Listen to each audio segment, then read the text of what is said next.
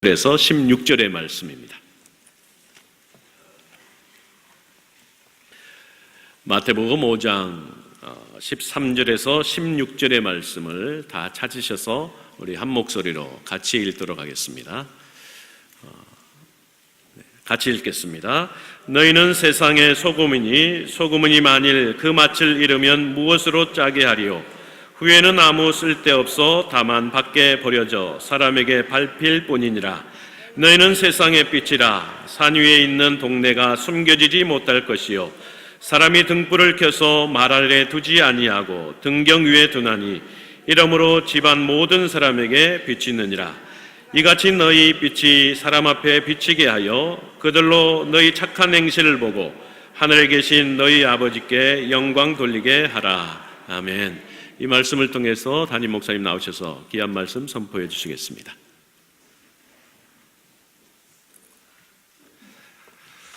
네, 5월의 마지막 수요 예배입니다. 네, 이제 이번 주 지나면 6월인데요. 우리 옆에 계신 분, 뒤에 계신 분 반갑게 인사하겠습니다. 6월에 내 소원대로 될지어다 하고 인사하시겠습니다.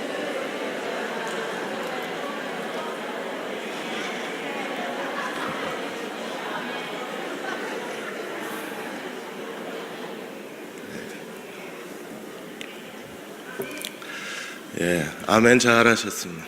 이럴 때 아멘 하셔야 돼요.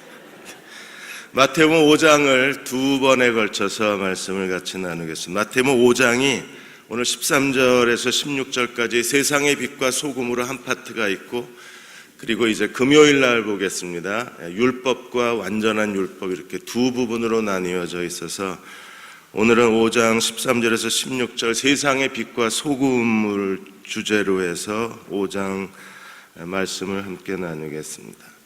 정부가 이번에 유통 중인 백수호 식품과 주류에 대해서 건강기능식품에 대해서 조사를 했는데 4.8%, 5%도 아니고 4.8%만 진짜 백수호고 나머지는 가짜라고 판명을 했습니다.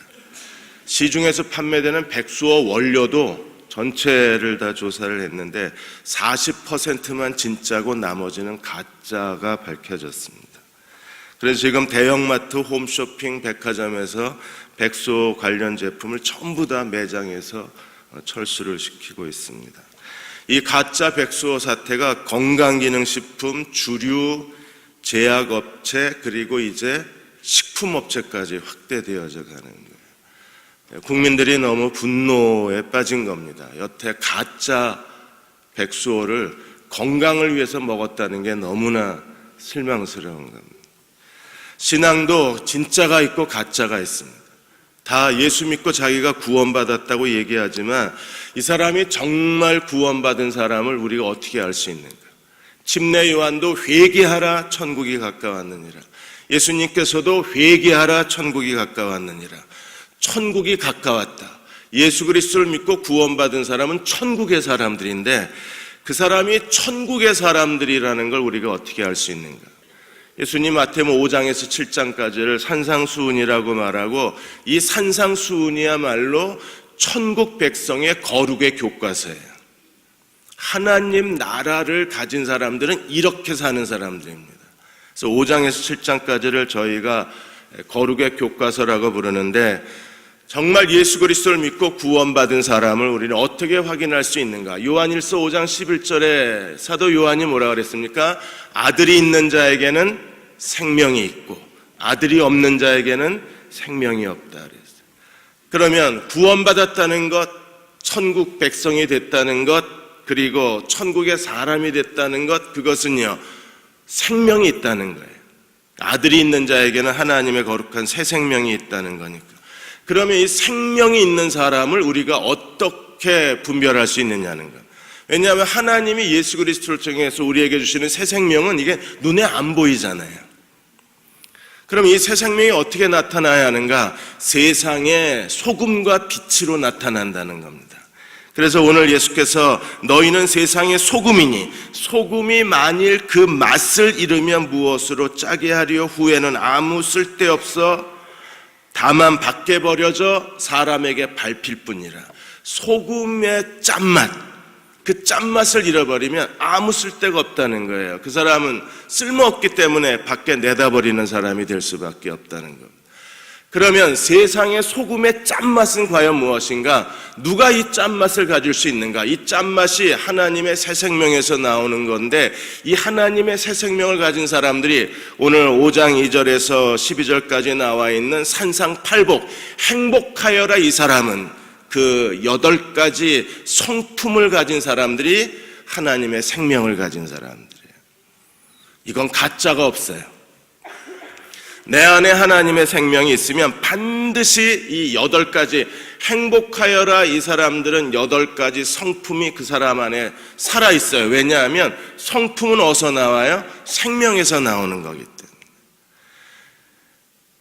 하나님의 생명이 우리 안에 있고, 마태복음 4장에 있는 것처럼 예수님께서 광야에서 40일 금식하시고 시험 받으신 다음에 성령에 이끌려서 시험 받으셨고, 누가복음에 보시면 성령에 이끌려 시험 받으시고 시험이 끝나자 성령 충만하셨다 그러셨어요.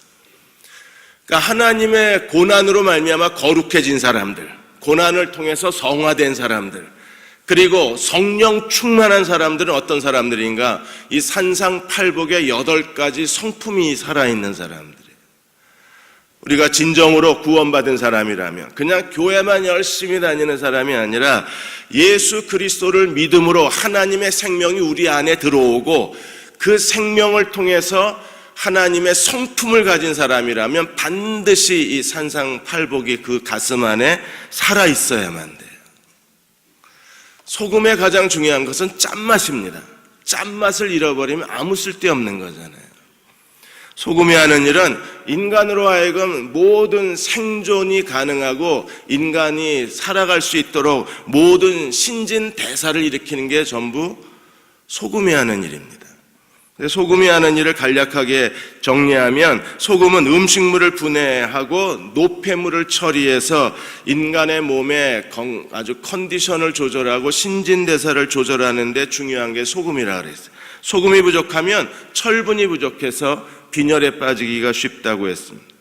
빈혈하면 적혈구가 부족한 건데 그 부족한 원인이 그 밑에 소금 부족이 있다 그래요. 그 다음에 우리가 소금이 적절하게 우리 몸 안에 없으면 인간의 몸의 그 구성비를 수분을 적당하게 조절해 주지 않으면 산성과 알칼리의 균형이 이루어질 수 없다고 합니다. 그렇게 되면 영양분을 흡수하지 못하게 되고 소금이 없으면 위와 장의 불순물을 제거하지 못하게 되고 장의 연동작용을 돕는 게 소금이래요. 그래서 장 기능을 높이는 게 소금이랍니다. 제가 요즘 장이 움직이질 않는데 소금을 한 숟갈 퍼먹어야 될 것 같아요. 그 다음에 인체에 대한 저항력을 높여주는 게 전부 소금이 하는 일이라고 했습니다. 세포를 빠르게 분열하게 하고 혈관을 정화시키고 신체에 활기를 더해주고 우울증을 없애주는 것 중에 하나 소금 치료 방법이 있다고 했습니다. 근데 여기서 말하는 소금은요, 지금 우리가 먹는 정제염이 아닙니다. 정제염은 99.80%가 염화나트륨이에요. 공장에서 만든 겁니다. 이건 별로 몸에 좋지 않고요, 천일염이 몸에 좋은 거예요. 그래서 여기서 세상의 소금이니 이때 소금은 정제염이 아닙니다. 공장에서 만든 소금은요, 세상에 아무 도움을 줄 수 없는 거예요. 여기서 짠맛만 일으키는 겁니다. 염화나트륨은 워낙은 독이잖아요. 독극물로 분류되는 게 염화나트륨입니다. 여기서 말하는 건요, 자연에서 만들어진 천일염입니다. 소금이 짠맛을 잃으면 무엇으로 짜게 하겠느냐고 했을 때 이 짠맛이 바로 팔복이에요. 8가지 성품. 주님이 그 안에 살아계신 사람들, 하나님의 생명이 넘치는 사람들, 생명과 성령으로 충만한 사람들은 이 8가지 성품으로 하나님을 섬기는 사람들입니다. 그 첫째가 뭔가요? 5장 3절에 보시면 심령이 가난한 사람은 복이 있나니 천국이 저희 것이며, 심령이 가난하다 그랬습니다. 영 안에서 가난한 사람들이에요. 그냥 물질적 가난이 아닙니다. 왜요? 물질적으로 가난하지만 여전히 그 마음 속에 돈에 대한 탐욕과 다른 사람에 대한 비난과 열등감과 물질적으로 가난하지만 다른 사람에 대한 분노로 살아가는 사람들이 많이 있어요. 그 사람들은 가난하지만 가난한 사람은 아닙니다. 심령이 가난한 건 아니에요. 왜냐하면 여전히 탐욕이 있고 배신감이 있고 비교의식이 있고 열등감 속에 살아가야 되기 때문에. 어떤 사람들은요, 물질이 많을 가지고 있습니다. 그러나 물질을 많이 가지고 있다고 해서 심령이 가난한 사람이 되는 건 아니잖아요. 물질을 많이 가지고 있으면서도 더 많이 가지려고 하는 사람이 있고, 남을 함부로 깔보고 비난하고 업신여기는 사람도 많이 있으니까. 그래서 중요한 건 심령이 가난한 사람들입니다. 심령이 가난한 사람들은 어떤 사람들입니까? 그들은요, 이 세상 물질의 소유 여부, 사람들이 나를 인정해 주느냐 인정해 주지 않느냐가 아니라, 그들은요, 하나님이 내 안에 계신 것만으로도 기뻐하고 즐거워하고 행복해하는 사람들입니다. 그러니까 어떤 상황에 처해도, 환경에 처해도 그 환경 때문에 불평하거나 환경 때문에 자만하지 않는 사람들이에요. 바울도 완전히 물질을 초월했습니다. 그래서 빌립보에서 바울이 어떻게 고백합니까? 내가 빈부에, 부요함에 처할 줄도 알고 가난함에 처할 줄도 알고 일체의 삶의 비결을 배웠다고 했습니다. 어떻게 그게 가능합니까? 그리스도 한 분으로 만족하는 거예요. 예수님이 이 땅에 오셨을 때 말구유에서 태어나셨습니다. 그리고 장례 지내실 때에는요, 남의 무덤을 빌려서 장례 지내셔야 했었어요. 이 땅의 공생의 생활 동안에는 주님이 어떻게 사셨습니까? 인자는 머리 둘 곳도 없이 사셨다 그러셨어요. 정말 가난하셨지만, 그러나 주님은요, 모든 걸 다 가지신 분이셨습니다.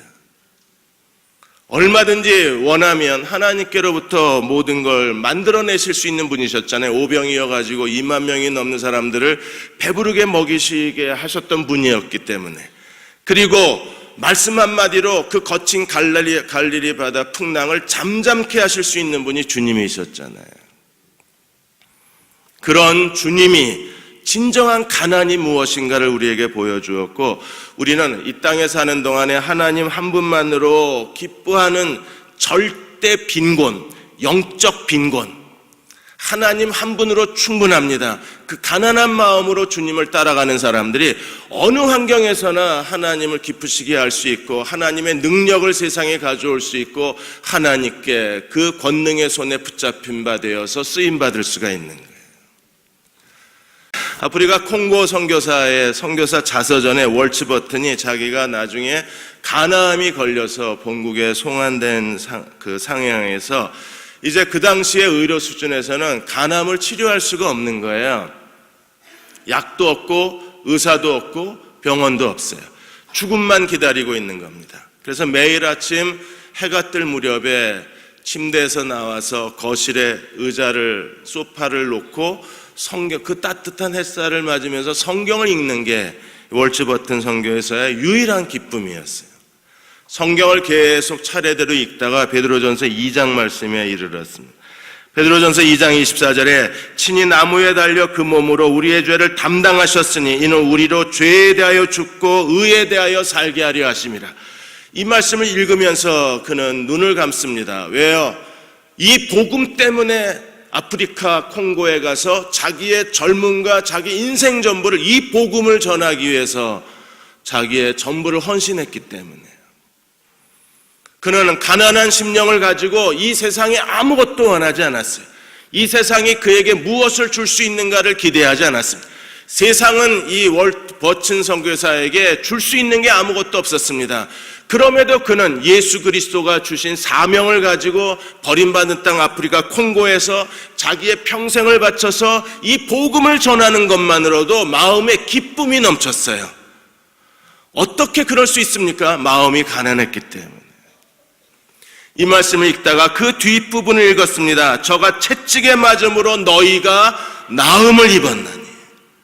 이 말씀을 읽는데 그동안에 수백 번 이 말씀을 읽었을 때 아무 느낌도 없었는데, 그날 아침에 이 말씀을 읽는데 갑자기 하나님이 마음에 감동을 주시기를, 내가 너를 대신하여 형벌을 받았으므로 네가 나음을 얻었나니 이 말씀을 내가 믿느냐. 갑자기 이 말씀이 가슴에 와서 쿵 하고 부딪힌 거예요. 월츠 버튼 선교사가 주여 내가 이 말씀을 믿나이다. 이 말씀을 내가 믿고 싶습니다. 이 말씀을 내가 믿습니다. 그러자 하나님이 다시 마음에 감동하시기를 내가 채찍에 맞음으로 내가 너를 대신하여 형벌을 받았으므로 월츠버튼 네가 나음을 얻었느니라. 그 순간에 아멘하고 매달린 거예요.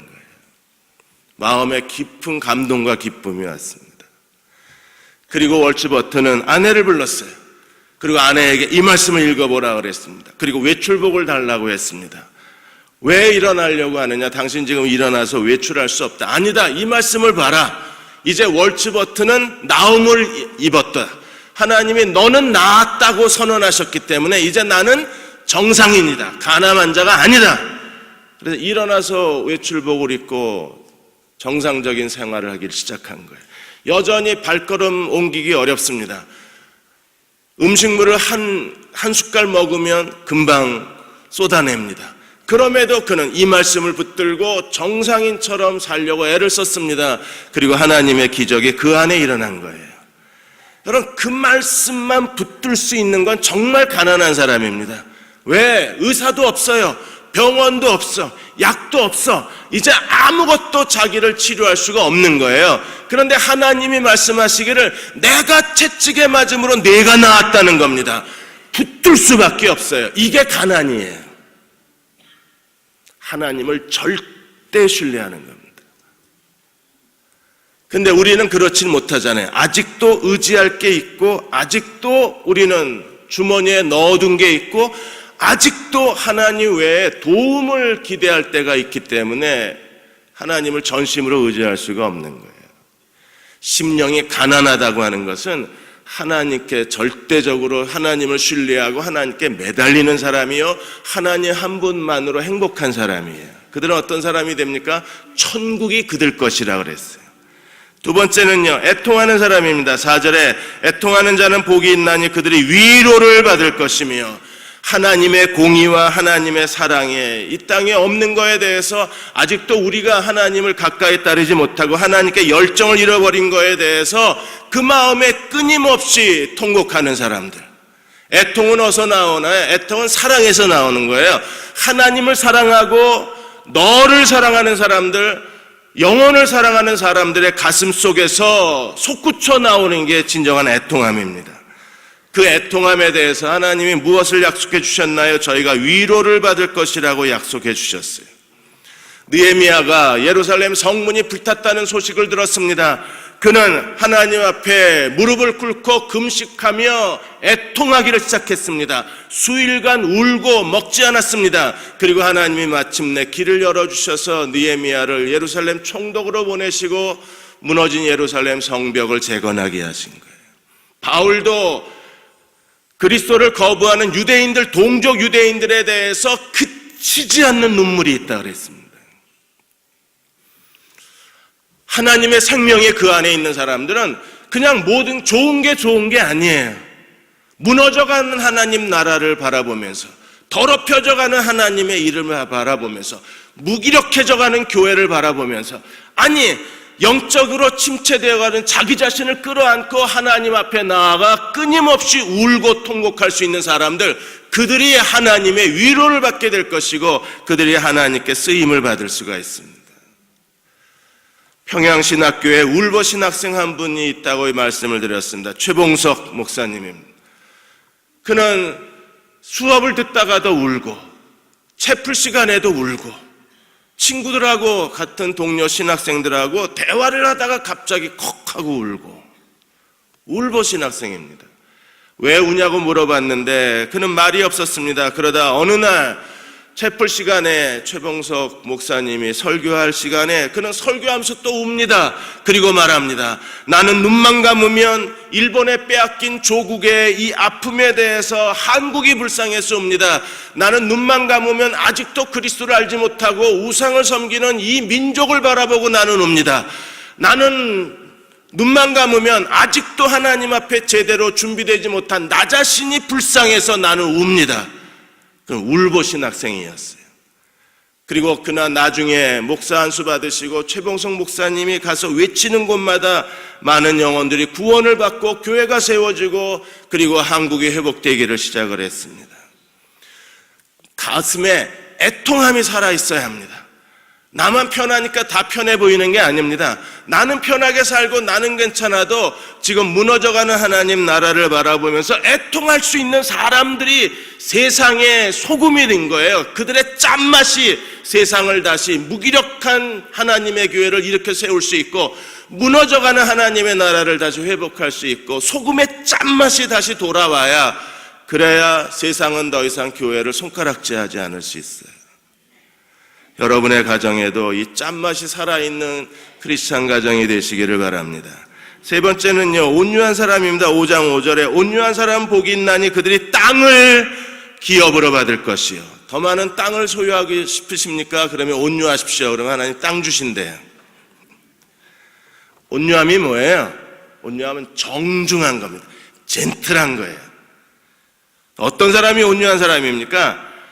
자기를 변호하지 않고, 어떤 일에도 나서서 자기를 변호하려고 하지 않고, 자기 이익에 매달리지 않고, 자신을 위해서 옳고 그름을 끝까지 따지지 않고, 자기를 드러내는 것을 수동적으로 그것을 그렇게 유쾌하게 생각하는 사람이 아니에요. 이 사람들은 가능하면 그냥 자기가 손해를 보고 자기가 십자가를 지고 오히려 하나님의 의를 드러내려고 애를 쓰는 사람들입니다. 그들에게 땅을 기업으로 준다는 게 뭐예요? 하나님이 그들이 원하는 것을 다 허락해 주신다는 겁니다.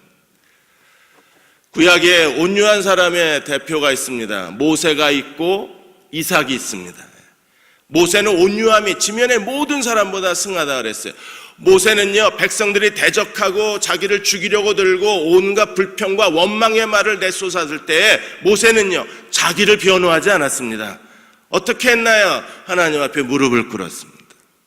자기가 자기를 변호하기를 거부했어요. 자, 하나님이 모세의 신원이 되어주셨고, 하나님이 모세의 대변이 되어주셔서 모세가 그 60만이 넘는 200만이 넘는 이스라엘 백성을 이끌고 가나안 땅까지 갈 수 있었던 것은, 물론 마지막 가서 실패했지만 마지막에 왜 실패했습니까? 신경질 내다가 버림받은 거예요. 하나님이 모세에게 반석을 명하여 물을 내라 그랬는데 이제 모세가 지친 거예요. 사람이 지치면 감정 조절이 안 되잖아요. 모세도 사람이니까 피곤하고 이스라엘 백성에 대해서 피곤하고 지쳤어요. 그러자 어떻게 했습니까? 반석을 지팡이로 2번 내리쳤습니다. 그야말로 분노 보복 운전을 하신 거예요. 그래서 버림받았습니다. 평생 온유했던 하나님의 사람이 단 한 번 실수했는데 하나님이 기다렸다는 듯이 그 한 번의 실수로 모세에게 가나안 땅에 들어갈 수 없다고 자격 제한 조치를 하신 거죠. 왜 그래야 합니까? 온유함이라는 것은요, 이게 하나님의 생명의 성품이기 때문에 그래요. 하나님이 계신 사람들은 온유해요. 자기를 드러내는 게 수줍어요. 자기를 드러내는 게 쑥스러워요. 아, 쑥스럽구만 이러고 자기를 드러내기를 싫어해요.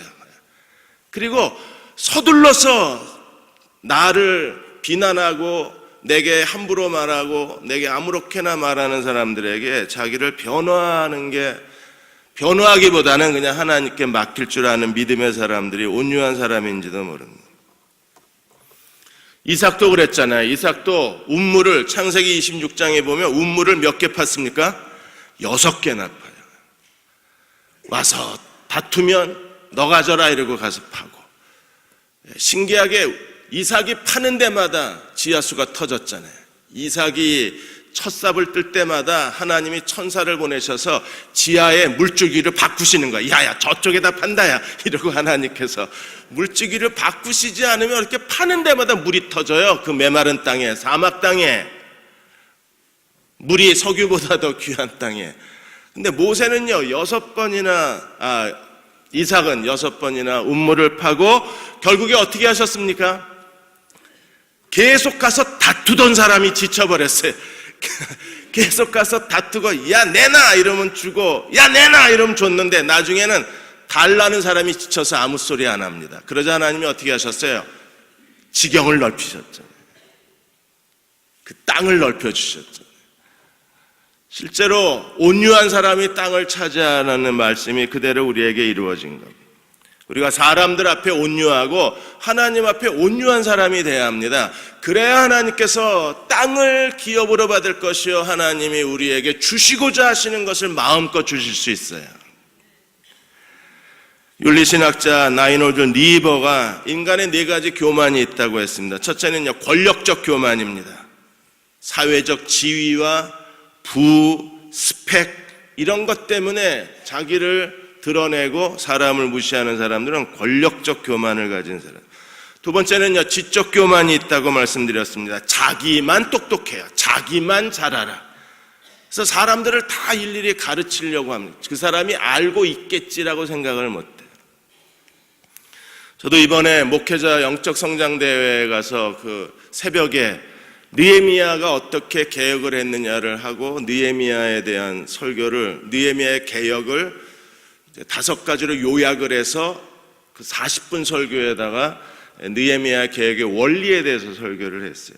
40분의 느헤미야 개혁의 원리를 하려니까 느헤미야가 기도하고 왕의 술관원이 되었더라, 이 부분이 왕의 술관원이었는데 유다 총독이 되었더라, 이 해석이었었잖아요. 제가 설교할 때는 그렇게 해석을 했습니다. 그런데 목사님들이 설교할 때는 지금 말 한마디가 시간이 아까우니까 새벽에 40분 만에 이걸 다 끝내야 되니까 그냥 그걸 성경을 읽고 넘어갔어요. 그랬더니 끝나고 나서 어느 목사님 한 분이 오더니 히브리어 성경을 탁 피시고 이거는 해석을 잘못했다는 거예요. 왜? 왕의 술관원이 되었다가 아니라 왕의 술관원에서 유다 총독이 되었다, 그렇게 해석을 해야 된대. 그래서 예, 제가 교회에서 설교할 때는 그렇게 했습니다.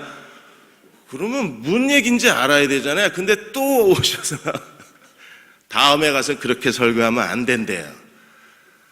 제가 여기까지 변명하고 싶은 걸 참았어요. 목사님, 제가 이 5가지 원리를 느헤미야에서 찾아낼 정도면 적어도 주석을 몇 권은 읽었습니다. 그걸 하고 싶은데 못했어요. 하고 싶지가 않더라고요. 그냥 다음엔 조심하겠습니다. 이렇게. 적어도 그 사람이 그 정도는 알 수 있을 거라고 우리가 인정을 해줘야 되는데 이게 안 되는 거예요. 그러니까 기어이 찾아가서 교정해 주려고 그래요. 이게 지적 교만 중에 하나입니다. 세 번째는요, 도덕적 교만이 있어야 나만 괜찮은 사람이고 너희는 다 안 된다는 거예요. 자기만 괜찮은 사람.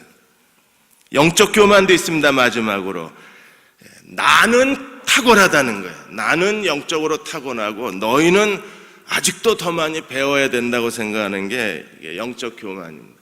이런 교만이 있으면 온유해질 수가 없어요. 왜? 자기를 변호해야 되니까. 자기를 드러내야 되니까. 자기를 무대 중앙에 세워야 되니까 온유하기가 어려운 거예요. 그런데 하나님의 생명 가운데 사는 사람들은 온유함을 따라서 주님을 섬기는 사람들입니다. 네 번째로 의에 줄이고 목마른 사람들이 있습니다. 6절에 의에 줄이고 목마른 사람은 복이 있나니 그들이 배부를 것이며, 의에 줄이고 하나님 나라, 하나님의 복음, 그리고 그리스도의 재림, 하나님의 하시는 모든 일들에 대해서 이 땅에 아직도 공평과 정의가 실현되지 않은 일에 대해서 우리는 어떻게든지 하나님의 공평과 정의가 이 땅에 실현될 수 있도록 끊임없이 하나님의 정의를 사모하고 하나님의 공평을 추구하고 그리고 하나님의 의가 이 땅에 실현되도록 하나님 나라와 그 의를 구하는 사람들, 하나님은 그들에게 무엇을 주시겠다고 약속해 주셨나요? 그들이 배부를 것이며. 우리가 마태복음 6장에도 주님이 말씀하셨잖아요. 하나님 나라와 그 의를 구하면 어떻게 된다고요? 이 모든 것을 너희에게 더해주신다. 그러므로 우리 마음에 하나님의 공평과 정의에 대한 사모함이 있고 하나님의 공평과 정의를 실현해 가야 합니다. 저희도 가장 조심하는 게 이 하나님의 공평입니다. 누구에게는 해주고 누구에게는 해주지 않고 그럴 수가 없는 거예요. 제가 교인들 장례식에 가면 발인 예배 한 번 갑니다. 발인 예배를 가거나 위로 예배 한 번만 갑니다. 강 목사님이 저희 교회 부목사님이시고 같은 동료 목사니까 목사님이라고 제가 2번을 갈 수가 없는 거예요. 왜요? 교인들하고 똑같이 행동해야 되기 때문에. 한 번 더 가보고 싶었습니다. 금요기도 끝나고 저도 가보고 싶었습니다. 그런데 더 갈 수가 없는 거예요. 그냥 이해해 주겠지 하고, 그렇게 행동하는 이유는요, 모든 사람을 다 똑같이 대해야 되는 게 하나님의 공평과 정의를 실현하는 첫걸음이기 때문에 아주 사소한 데부터 똑같이 대해야 되는 거예요. 간혹 여러분들이 제 태도 때문에 기분이 상하시거나 상처를 받으셨거나 그것 때문에 심히 불쾌하시다면, 조 목사가 그냥 똑같이 대하느라고 그러는구나라고 이해해 주셔도 돼요. 저는 정말 그렇게 하려고 노력을 합니다.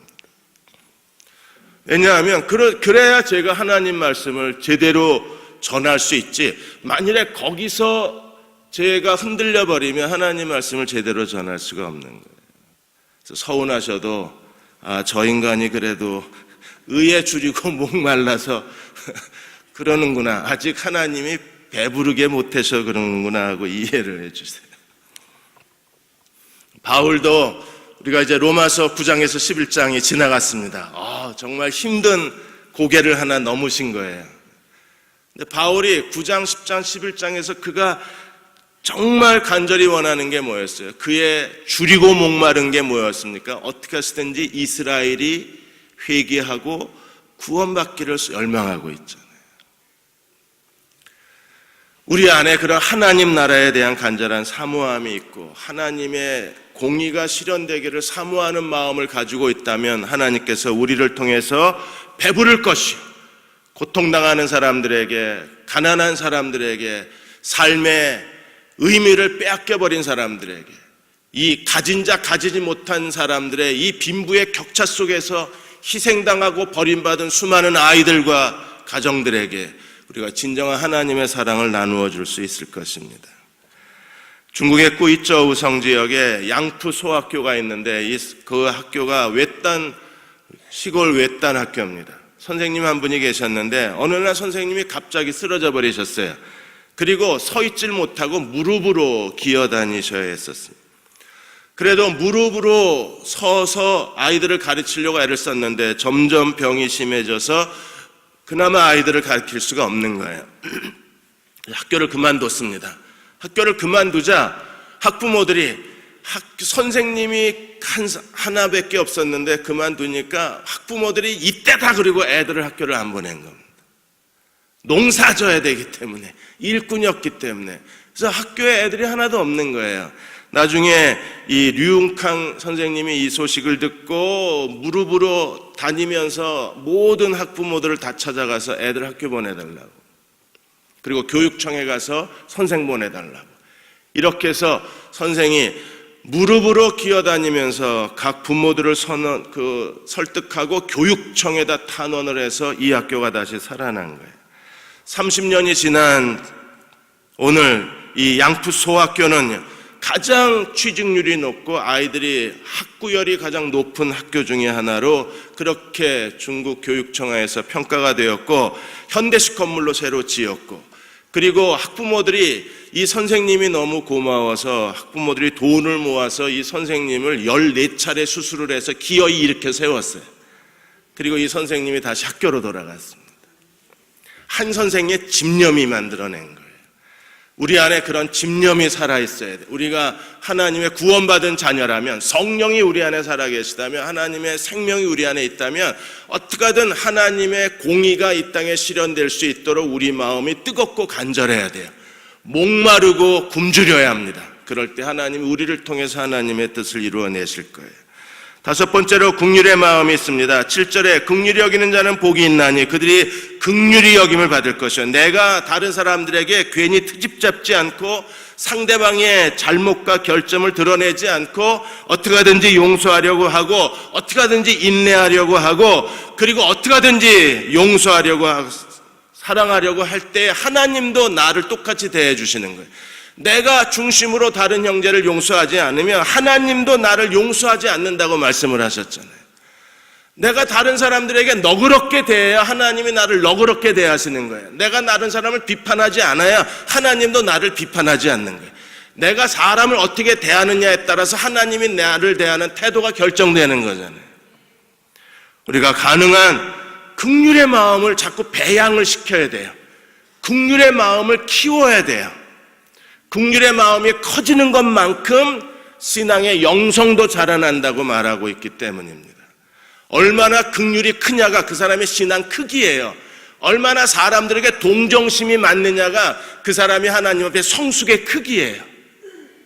우리는 사람들을 바라보면서 판단하거나 불평하거나 정죄하거나 비난하기보다는 긍휼히 여길 수 있는 사람이 되어야 합니다. 그래야 하나님이 그를 긍휼히 여기신다 그랬어요.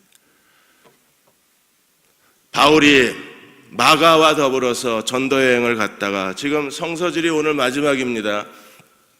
저도 아내한테 들었는데 저도 이건 몰랐었어요. 바울에게 마가가 떠나자 하나님이 즉시로 디모데를 보내주셨대요. 오, 몰랐어요. 죽자사자 앉아서 사도행전 공부하고 있더라고요. 어제도 쟁일 앉아서 사도행전을 공부. 마가가 더 이상 바울의 눈에 차지 않았잖아요. 왜? 이게 너무 연약한 거예요. 그리고 헌신이 떨어지는 거예요. 그래서 더 이상 마가를 데리고 갈 수 없다고 바울은 결정을 지었고, 바나바는요, 생질이니까 마가를 데리고 바나바는 사라져버린 겁니다. 그래서 마가 때문에 바울과 바나바가 헤어져요. 여러분, 바울과 바나바가 어떤 사람입니까? 바나바가 바울을 데리고 와서 바울을 다시 하나님께 쓰임받게 만든 건 바나바잖아요. 그러면 바울은 평생 잊을 수 없는 사람이 바나바였는데, 이 바울이 마가 때문에 바나바와 더불어 싸우고 바나바와 마가 헤어지게 된 거예요. 바울은 마가를 정죄했지만 바나바는요, 마가에게 긍휼을 베풀었습니다. 결국 누가 이겨요? 바나바가 이깁니다. 왜요? 다시 마가를 바울이 버릴 수 없는, 함부로 대할 수 없는, 과소평가할 수 없는 사도 중에 사도로 만들어서 바울의 전도팀에다 마가를 집어넣은 사람이 바나바예요. 긍휼을 베풀면 사람이 변해요. 긍휼을 베풀면 하나님이 그 사람을 다루세요.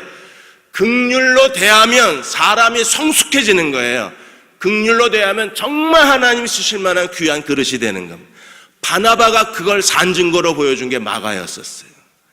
우리가 사람을 긍휼히 여겨야 하나님도 나를 긍휼히 여기시. 사람에 대해서 왁 소리를 지르면 하나님도 나에 대해서 왁 소리를 지를 수밖에 없는 거예요. 왜요? 긍휼이 긍휼을 가져오기 때문에. 여섯 번째로 8절에 보시면 마음이 청결한 사람은 복이 있나니 그들이 하나님을 볼 것이며, 마음이 청결한 사람은 어떤 사람입니까? 그들은요, 오직 마음에 하나의 목적이 있는 사람들이. 어떤 목적이요? 하나님을 기쁘시게 하고 주님을 섬기고 다른 사람을 섬기려는 사람들, 다른 사람의 발을 씻어주는 사람들, 이 사람들이 마음이 청결한 사람입니다. 그러니까 청결한 사람은 헌신적인 사람이에요. 헌신이 없으면 마음의 정결함이 없어요. 어디에 헌신하는 겁니까? 하나님을 섬기는 일에 온 힘을 다하고 사람을 섬기는 일에 온 힘을 다 기울이는 사람. 이 섬김을 통해서, 절대적 헌신을 통해서 하나님을 섬기고 사람을 섬기는 사람들이 마음이 정결하고, 마음이 정결한 그들은요, 어떻게 됩니까? 하나님을 볼 것이며, 그들은 하나님의 뜻을 깨닫는 통찰력이 있고, 하나님 말씀을 읽을 때 깊은 지식에 들어갈 수 있고, 하나님의 인도하심에 대해서 묵상할 때 하나님이 어디로 가야 할지를, 하나님의 길을 지시해 줄 수 있는 사람이 어떤 사람들이에요? 정결한 마음을 가진 사람. 그리고 이 마음의 정결함은 죄를 안 지었다가 아니라, 그런 수동적인 게 아니라 더 적극적으로 하나님을 열심으로 섬기고 사람들의 발을 씻어주고 먼저 존경해주고 사람들의 필요를 채워주고 사람을 섬기는 사람들이 그 마음의 정결함을 따라서 하나님께서 그들에게 하나님 나라를 보여주시겠다고 약속을 해주셨습니다. 아프리카 우간다의 한 교회가 성전을 건축했는데 교인들이 헌금하다 지쳤습니다. 왜냐하면 교회를 짓다가 돈이 모자르고, 그리고 가뭄이 오고 농사가 안 되고 이러다 보니까 건축 헌금을 못한 거예요. 근데 어느 날 그 교회에 가난한 아이 하나가 목사님을 찾아와서 목사님한테 건축헌금이라고 내놓았는데 굉장히 많은 돈을 내놓은 겁니다. 너 어떻게 된 거냐? 하나님은 훔친 돈은 절대 받지 않으시기 때문에 이 돈을 가지고 주인에게 돌려줘라. 하나님은 이 검은 돈을 싫어하시기 때문에 네가 아무리 드리고 싶어도 이 돈을 하나님은 받지 않으신다. 훔친 줄만 알았어요. 그때 이 아이가 울면서 뭐라 그랬습니까? 나를 위해서 목숨을 내어버린 주님의 사랑, 그 주님의 몸된 교회를 건축하는데 자기는 아무것도 드릴 수가 없어서 하나님 앞에 계속 울면서 기도했대요. 하나님, 저는 너무나 가난해서 드릴 게 없어요. 너무 어려서 아무것도 드릴 게 없어요. 그랬는데 어느 날 옆집 아이가 부잣집으로 종으로 팔려가는 거예요. 그리고 그 부모가 많은 돈을 받는 걸 이 아이가 본 겁니다. 그래서 부모한테 얘기를 해요. 나 건축헌금 하고 싶다. 주님을 위해서 뭘 드리고 싶다. 엄마 아빠가 허락하면 엄마 아빠 나를 부잣집에다 팔아라. 그리고 그 중에 조금만 엄마 아빠 갖고 나머지는 교회에 바치고 싶다. 그래서 부모가 허락을 했어요. 믿음이 좋으셨던 분들이기 때문에 딸이 그렇게 한다 그러니까 며칠을 고민을 하다가 어느 날 이 부모가 허락을 하는 거예요. 그래, 정말 네가 그리고 싶으면 하나님께 드려라. 드리자. 그리고 수소문해서 이 딸을 데리고 가고 싶은 가정을 만나게 되고 그래서 이 아이를 팔아요. 그리고 부모가 일부는 자기네들이 쓰려고 그러다가 아이가 그렇게 사랑으로 하나님 섬긴다는데 다 드리자 이래서 부모가 애한테 돈을 주고 다 갖다 바치라고 그런 거예요. 그 얘기를 듣고 목사가 그냥 그 아이를 끌어안고 울었어요. 너무 마음이 그 주님을 향한 헌신이 너무 깨끗하잖아요. 이 헌신이 그래서 깨끗한 거예요. 그래서 주일날 이 아이 얘기를 한 겁니다. 교인들이 다 울었어요. 그리고 너도 나도 감추었던 돈을 꺼내기 시작했습니다. 건축할 돈 다 채워졌고요. 교인들이 건축할 돈만 헌금한 게 아니라 그 아이 몸값을 다 모은 거예요. 그래서 목사님하고 교회 집사님들이 그 주인을 찾아갔어요. 이래저래해서 얘가 당신 집에 하녀로 종으로 팔려왔는데 우리가 다시 이 아이를 사고 싶다. 그래서 이 아이의 몸값을 드릴 테니까 이 아이를 놔달라. 또 주인이 이 얘기를 듣고 주인도 감동을 받아서 너무 기쁘게 그 돈을 받고 애를 놓아줬어요. 벌금도 안 받고. 이게 깨끗한 거예요. 하나님 앞에 이런 깨끗함을 가지면 하나님이 언제나 하나님을 볼 것이에요. 사람에 대해서 우리가 이런 깨끗한 마음으로 진정으로 서로를 섬기면 마음의 정결함을 가지고 하나님을 볼 수 있게 되는 거예요.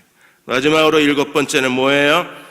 9절에 보시면 화평케 하는 자는 복이 있나니 그들이 하나님의 아들이라 일컬음을 받을 것이요. 어디를 가나 피스메이커가 되어서 불화가 있는 곳에, 미움이 있는 곳에, 다툼이 있는 곳에, 그리고 원한이 있는 곳에 사람들을 찾아가서 하나님의 그 평강이 마음에 넘쳐서 사람과 사람 사이에 끊어진 다리를 이어줄 수 있는 피스메이커로 사는 사람들, 가정에서도 직장에서도 사회에서도 교회 안에서도 서로 화평을 만들어내는 사람으로 산다면 그들이 어떤 사람입니까? 하나님의 아들이라 일컬음을 받을 것이라. 그 사람이 하나님의 아들인 거예요. 신앙의 어떤 프로그램이나 신앙의 어떤 행사나 우리가 어떤 프로젝트를 가지고 사람들에게 우리 자신을 증명하려고 하는 게 아니라 화평을 추구하는 사람이 진정한 자기를 세상 사람들에게 증거하는 자기가 어떤 사람인가를 세상에 보여줄 수 있는 사람인 거예요. 그리스도인은 어떤 사람이어야 합니까? 어떻게 해야 사람들이 우리를 하나님의 아들이라고 일컬어요? 화평을 추구해야. 하나님께서 저희를 축복하여 주시되 우리를 화평의 사람으로 세워주시기를 주의 이름으로 기원합니다. 듣고 싶은 별명이 있으면 저 사람은 화평의 사람이야. 이 별명을 들어야 돼요. 우리가 살아있는 동안에 사람들에게 이런 사람이라고 꼭 평가받고 싶은 사람됨이 있다면 저 사람은 화평을 만들어내는 사람이라는 평가를 받아야 돼요. 그리고 특별한 복을 10절에서 12절까지 이 복은 정말 특별합니다. 왜요? 10절에서 12절까지 의를 위하여 박해를 받는 자는 복이 있나니 천국이 그들의 것이며 나로 말미암아 너희를 욕하고 박해하고 거짓으로 너희를 거스려 모든 악한 말을 할 때 너희에게 복이 있나니. 이건 어디서 오는 복입니까? 그리스도의 이름으로 핍박을 받고 박해를 당하고 빼앗기고 순교를 당할 때 그들에게 주는 복입니다. 어떤 복인가요? 12절에 기뻐하고 즐거워하라 하늘에서 너희의 상이 큼이라. 너희 전에 있던 선지자들도 이같이 박해하느니라. 너희 상이 큼이라. 이 크다는 말은요, 더 이상 없다는 거예요. 최고 중에 최고. 그리고 하나님이 주실 수 있는 가장 영광스러운 것 중에 영광스러운 것, 이게 마지막 복입니다. 어떤 복이요? 의를 위하여 핍박을 받고 그리스도를 위하여 박해를 당하고 하나님 나라와 복음을 위하여 욕을 받고 거짓으로 송사를 당하고 모든 악한 말을 듣고 그리고 온갖 시련과 핍박과 고통을 당할 때 하나님께서 너희 상이 큼이라. 이 가장 큰 상급을 하나님 마지막에 우리에게 내어놓으신 거예요. 영국의 순교자 잔 후퍼가 그가 캐톨릭을 반대해서 캐톨릭의 교리 중에 신부가 성찬을 나눌 때 신부가 떡과 잔을 기도하면 그게 예수님의 피와 떡으로 바뀌어진다는 화채설이 있어요. 진짜 피가 되고 진짜 살이 된다고 가르친 거예요. 그래서 잔 후퍼가 그건 거짓말이다. 이건 상징이지 화채설이 될 수 없다. 하나님께서 우리에게 상징적으로 주신 거지 신부가 기도한다고 포도주가 주님의 피가 되고 신부가 기도한다고 떡덩이가 주님의 살이 되는 거 아니다. 그렇게 천주교 교리를 반대하다가 1553년에 런던탑에 갇혀요. 런던탑에 갇히는 건 곧 사형을 당한다는 뜻입니다. 그래서 친구가 찾아가서 잔 후버를 설득을 했습니다. 야, 죽으면 너만 아깝다. 그러지 말고 적당히 타협해서 살아서 하나님의 진리를 전하는 게 너에게 더 낫지 않냐. 지혜로 알아 좀. 우선 살고 보자. 그래야 네가 잘못된 진리를 가리키는 천주교에 대항해서 더 오래 하나님의 진리를 전할 수 있지 않겠느냐. 이렇게 설득을 했어요. 어떻게 보면 그게 더 지혜로운 것처럼 보입니다. 그런데 후보는 뭐라 그랬습니까? 그렇게 굴욕스럽게 사느니 차라리 천국과 같다. 그리고 내가 여기서 타협하고 뒤에 나가서 그건 사실이 아니라 제가 그냥 살아남기 위해서 타협한 겁니다. 진실은 이겁니다라고 외쳤을 때 누가 나를 믿어주겠냐. 차라리 죽는 게 사람들에게 진리가 뭔가를 보여줄 수 있는 거고 차라리 여기서 죽는 게 내 영혼을 하나님께 의탁할 수 있는 나의 최선의 헌신이 될 것이라 그랬어요. 그리고 기쁨으로 죽습니다. 그 후보로 말미암아 영국 교회에 개혁이 일어나고 이 천주교의 비진리에 대한 그 진리에 대한 정화 운동이 일어나기 시작을 해서 그래서 종교개혁에 불이 붙기를 시작을 하는 거예요. 우리가 하나님 앞에서 이 8가지 복이 우리 가슴에 있어요. 이걸 행복하게 생각하는 사람들. 어머 살 빠졌어 이러고 행복한 게 아니라 이 애통하는 마음, 가난한 마음이 내 안에 그것 때문에 행복이 넘치는 사람들, 그들이 세상의 소금이 되고 세상의 빛이 되는 거예요. 이 8가지 복이 행복이 있으면 이 8가지 행복이 밖으로 나오게 돼 있어요. 왜? 성품은 반드시 뭘로 나와요? 행동으로 나와요. 그래서 소금이 있으면 빛이 되는 거예요. 어떤 빛으로 우리가 바뀌어집니까? 15절에 보시면 사람이 등불을 켜서 말 아래 두지 아니하고 등경 위에 두나니 그러므로 집안 모든 사람에게 비치느니라. 긍휼의 마음이 빛으로 나와서 보여져야 돼요. 애통하는 마음이 사람들에게 빛으로 보여져야 돼요. 어떻게 보여져야 합니까? 16절 같이 한번 다 같이 읽겠습니다. 이같이 너희 빛이 사람 앞에 비치게 하여 그들로 너희 착한 행실을 보고 하늘에 계신 너희 아버지께 영광을 돌리게 하라. 보고 뭘 봐요? 착한 행실. 이 착한 행실은 어디서 나와요? 8가지 거룩한 성품에서 나오는 거예요. 이 8가지 성품이 저와 여러분 속에 가득한 사람이 되시기를 축원합니다. 어디를 가나 온유한 사람이 되고 어디를 가나 정결한 마음으로 살고 어디를 가나 의에 줄이고 목마른 마음으로 살고 어디를 가나 화평을 가져올 수 있는 성숙한 하나님의 자녀가 된다면 하나님께서는요, 우리의 그 착한 행실을 세상 사람들이 보고 누구에게 영광을 돌려요? 하나님께 영광을 돌려요. 그러면 하나님이 그에 대한 보상을 우리에게 주실 거예요. 하나님께서 천국이 그들 것이며 위로를 받을 것이며 땅을 기업으로 받을 것이며 그들이 배부를 것이며 긍휼히 여김을 받을 것이요 하나님을 볼 것이요 또 하나님의 아들이라 일컬음을 받을 것이요 마지막 너희의 상이 큼이라 최고의 상을 받는 사람이 되게 해주시겠다고 하셨어요. 이러한 하나님 나라의 생명이 우리 안에 충만한 종들이 되시기를 주의 이름으로 축원합니다. 지금은 우리 주 예수 그리스도의 그 무한하신 하나님의 그 사랑을 감사합니다. 아버지 하나님께서는 또한 독생자를 저희들에게 보내주셔서 모든 죄인들이 다 구원받고 하나님의 자녀가 하신 그 하나님의 극진하신 그 사랑하심이 함께 해주시고 성령님께서 또한 저희들에게 권고하시고 역사하시고 교통하심이 오늘 이 시간 하나님의 종을 통해서 하나님의 말씀을 들은 모든 당신의 사랑하는 성도들 위해 심령의 변화를 받고 돌아가는 이 모든 성도들 위해 또 그 가족들 위해 그 자녀들 위해 지금으로부터 영원토록 함께 하시기를 예수님의 이름으로 간절히 축원하옵나이다. 아멘.